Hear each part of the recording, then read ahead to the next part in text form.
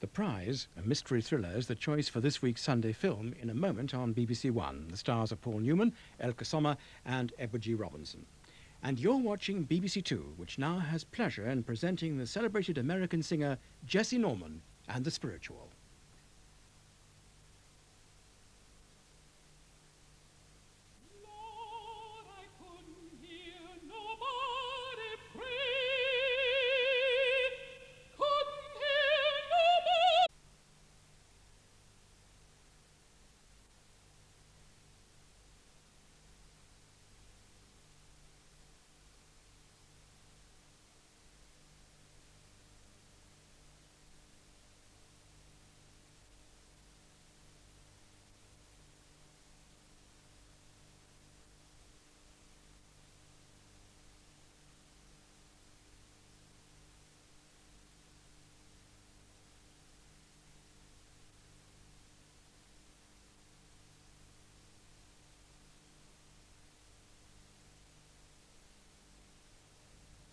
Next Sunday evening you can enjoy Benjamin Luxon and his world of music. Together with the Royal Philharmonic Orchestra, conducted by Owain Arwell Hughes, this fine singer sings such songs as Love Could I Only Tell Thee and The Shooting of Dan McGrew. The special guests are soprano Meryl Drower, who joins Benjamin Luxon in a duet from the Magic Flute, and banjo virtuoso and singer American Bill Crowfoot. And that's at 7:15 a week from tonight. In 5 minutes is the first of two programmes in which Lord Snowdon looks at the art of photography. That's after the news on 2 with John Humphreys. The time now is very nearly 6 minutes past 8.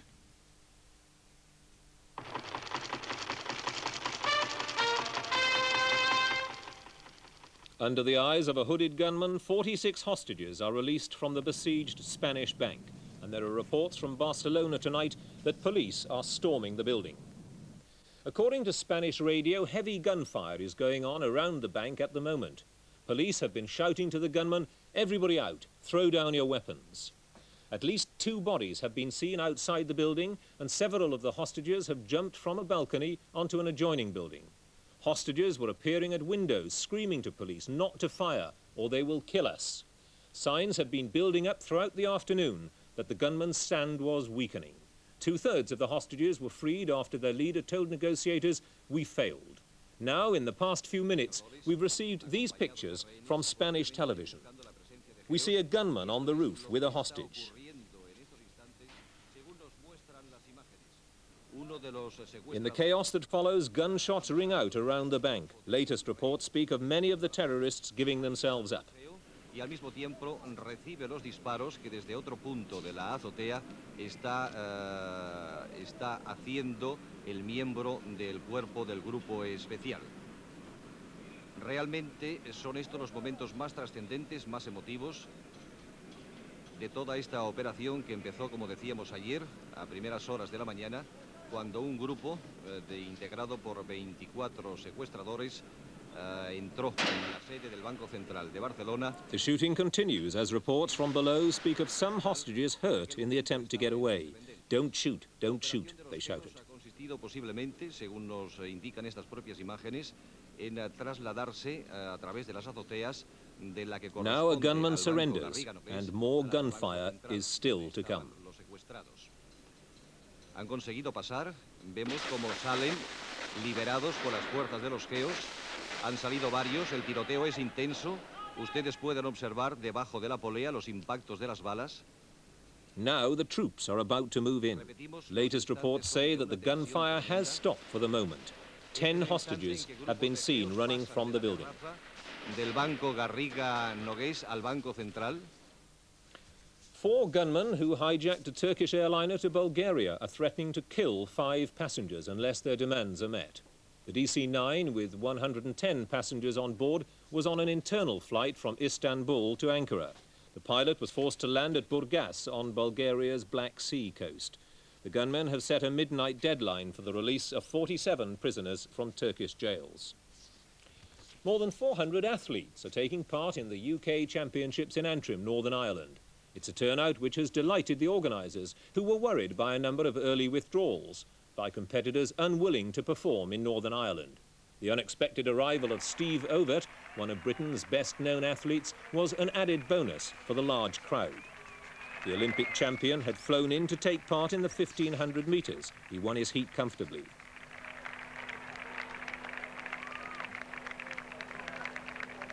Mindful of the recent disturbances in the province, armed police stood by, but no trouble has been reported. None was expected. There were some minor stone-throwing incidents when thousands of supporters of the H-Block hunger strikers marched through West Belfast this afternoon. They were told by Mrs. Bernadette McCalliskey, one of the leaders of the National H-Block Committee, that supporters of the campaign should shift their attention to the south. She said they should contest every seat in the Irish Republic's forthcoming election. British boxer Maurice Hope is still in a Las Vegas hospital undergoing tests after being knocked out in the world light middleweight title fight by Wilfredo Benitez.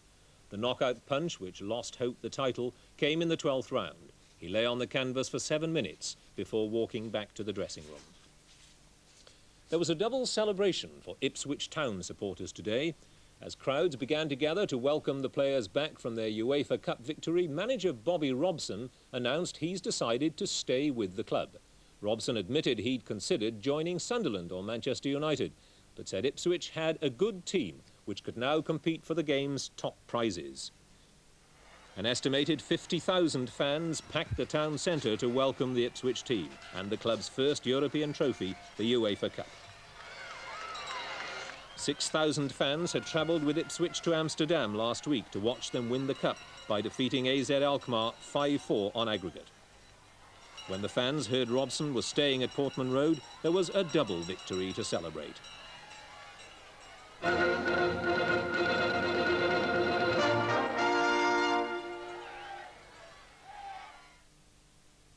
The weather news now.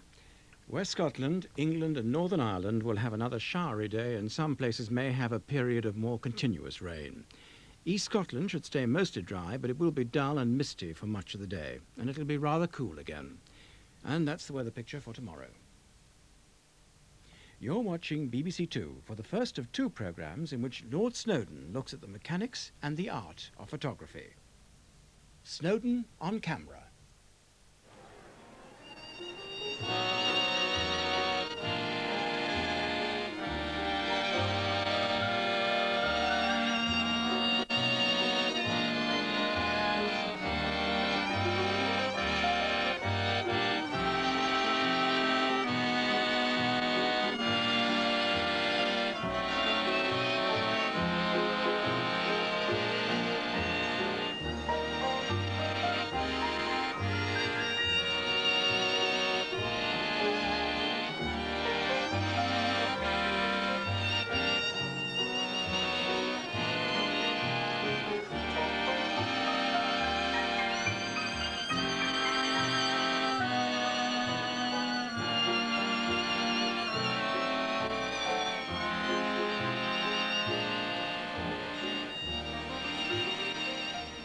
Here in Venice, where there are probably more photographs taken every year by the millions of tourists, one's constantly reminded of those magnificent paintings by Canaletto.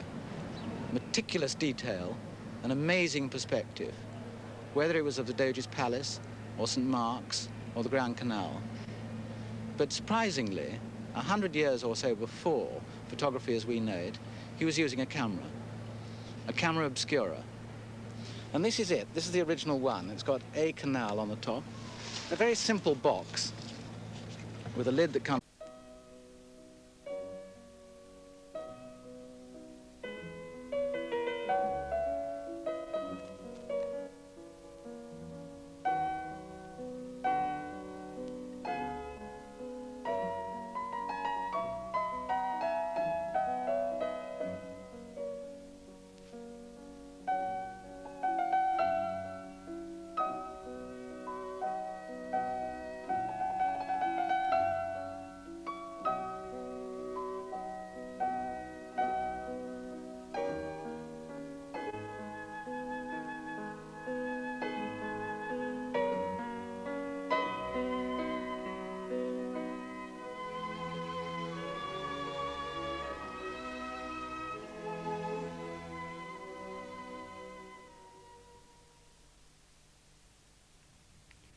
The second Snowdon on Camera programme will be shown this coming Thursday evening at 8:15.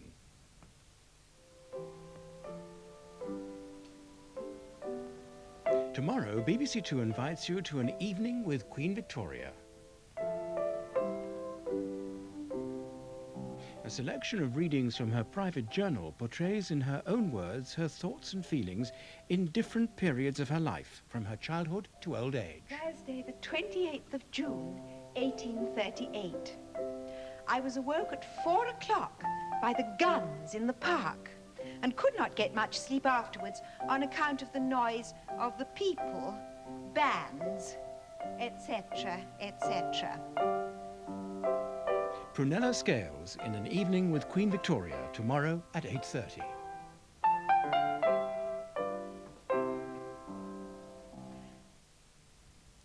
A complete change of subject now here on 2 as we join Peter Alice at Ganton for news of the third round of the Sun Alliance PGA Golf Championship.